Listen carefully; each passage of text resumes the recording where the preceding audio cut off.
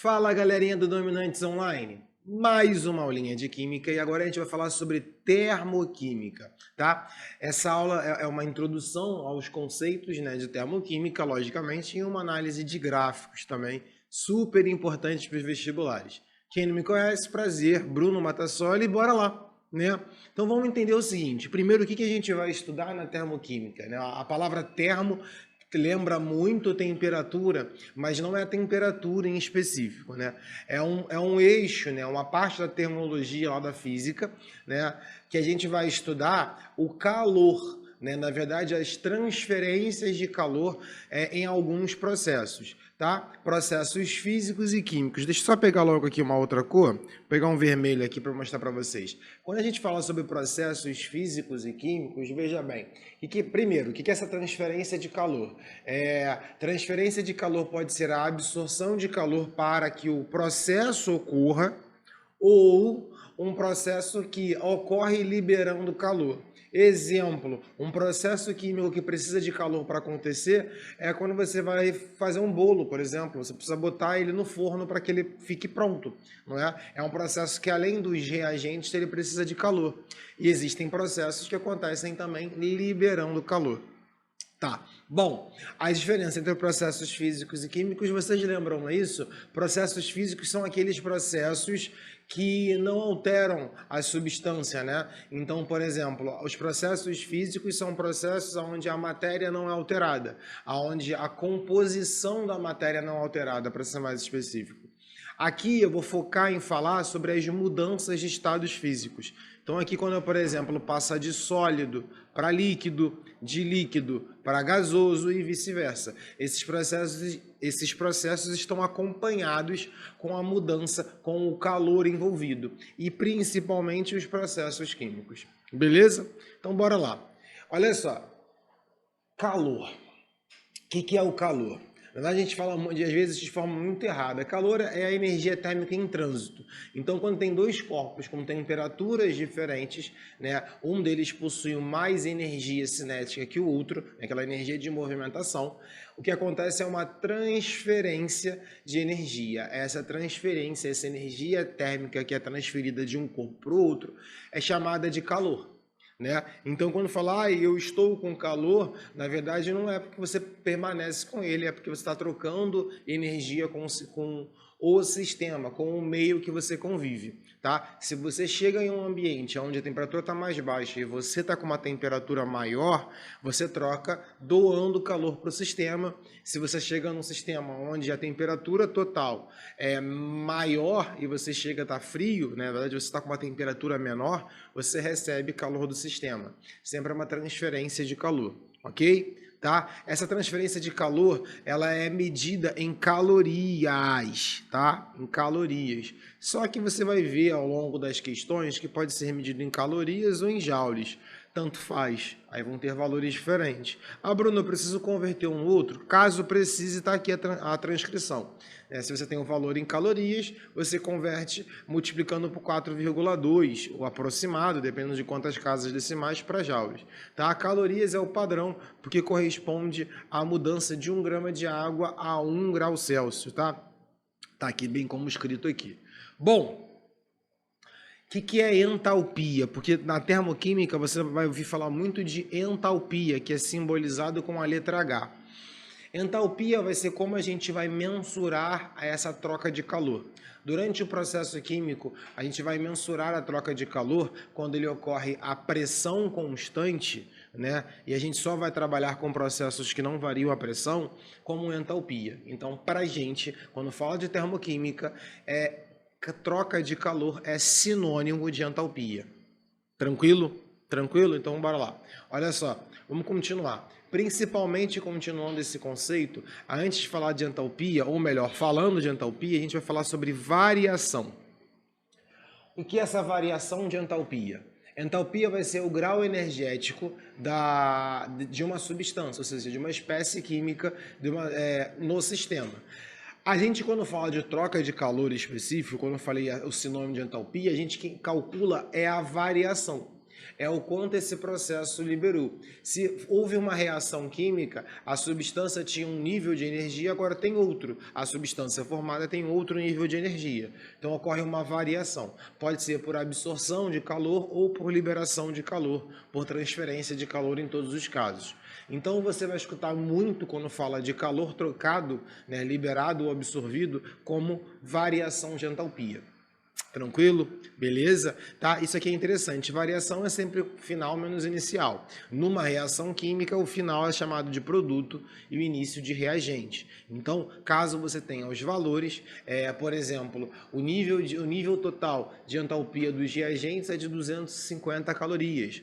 Quando você ocorre a reação, o produto gerado tem uma entalpia de 500. Então, ele aumentou a entalpia. Então, é porque ele absorveu energia, né? E o nível de entalpia, a variação é positiva. Variação de 250 nesse caso, tá? Calorias.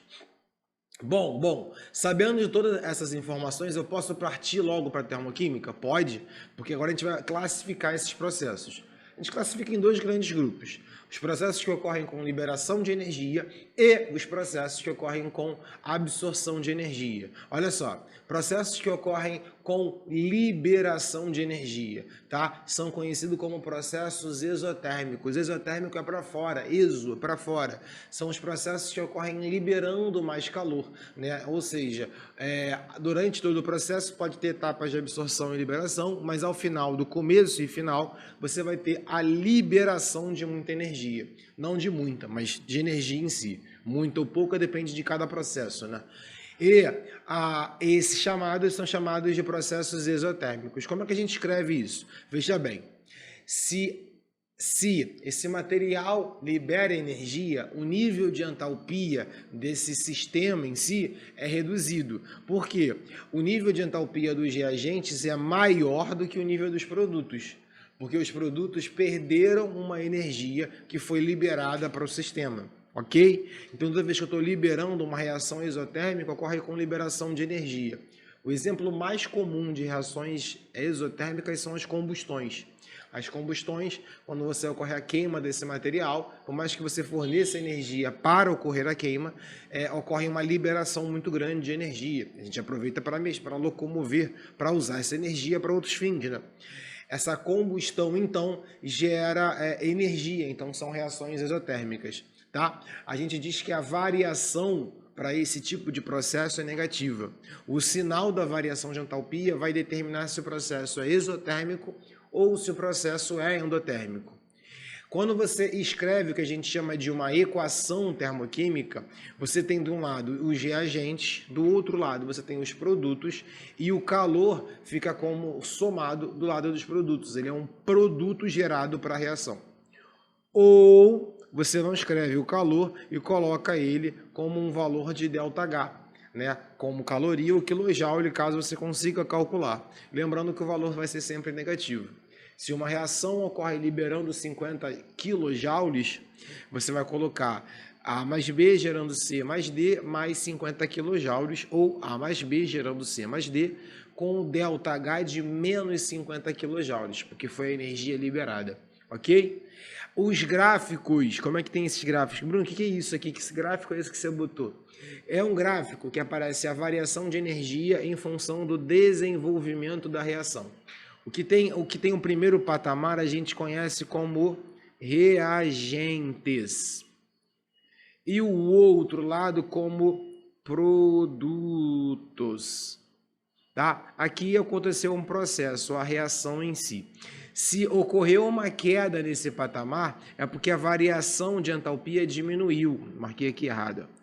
Porque a variação de entalpia diminuiu. Então, graficamente falando, o que você tem é uma reação exotérmica. Se você vê que o patamar no começo e no final está mais embaixo do que no começo, significa que ele liberou energia, reação exotérmica. Ocorre com liberação de energia. Ok? Tranquilo? Então, olha só, já sabemos isso, qual é o oposto? São as reações endotérmicas. O que são as reações endotérmicas? Aquelas que precisam absorver calor para acontecer, né? Então, elas absorvem calor do meio, tá? E aí ela é o oposto desse pensamento, a entalpia dos produtos é maior, né? Se a entalpia dos produtos é maior que a entalpia dos reagentes, o ΔH é positivo, tá? Né? Produto é menos reagente, se produto é maior que reagente, o ΔH é positivo. Então eu consigo identificar se a reação é positiva ou não pelo ΔH. Se você tem essa variação, você sabe se o processo é exotérmico ou se é endotérmico. Foi? Continuando isso, como é que a gente escreve? Aparece o calor nos reagentes, né? Em vez de ser do lado dos produtos, agora está do lado dos reagentes. Ou ele aparece escrito uma equação normal e o ΔH do lado, mais um ΔH que mostra uma variação positiva, ok? ΔH positivo, reação endotérmica, endo de endo, para dentro. E ΔH negativo, reação exotérmica, liberou energia esse processo.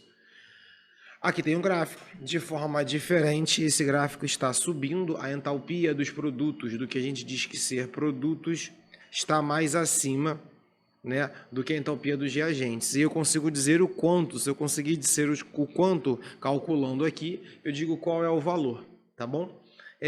Bom, para a gente fechar esse momento da aula de hoje, não é só com os processos químicos que isso acontece, não é só com reagente virando produto. Você também tem essa mudança associada às mudanças de estados físicos. Veja bem, quando a gente fala, vou até ler aqui com você, ó, durante a mudança no estado de agregação, a temperatura do sistema não é alterada, pois toda a energia recebida é direcionada para a mudança de estado. Estou falando de substâncias, lembra? E aí, quando tem a mudança de estado físico, a energia é toda voltada para essa mudança. Então, são processos que precisam absorver ou liberar essa energia. Quando isso acontece, são processos endotérmicos e exotérmicos. E aí você tem o seguinte, quando são processos na tendência do gasoso, são processos que precisam de energia para acontecer. Então, são processos que ocorrem absorvendo energia, são processos endotérmicos. Os processos que acontecem liberando essa energia para o sistema, deixando de ter menos energia para a água, são os processos conhecidos como processos exotérmicos. Tá? Já caiu em diversas questões esse questionamento, então você não pode deixar de lado. Foi? Então a gente fecha por aqui. Até mais uma aula de termoquímica e fui!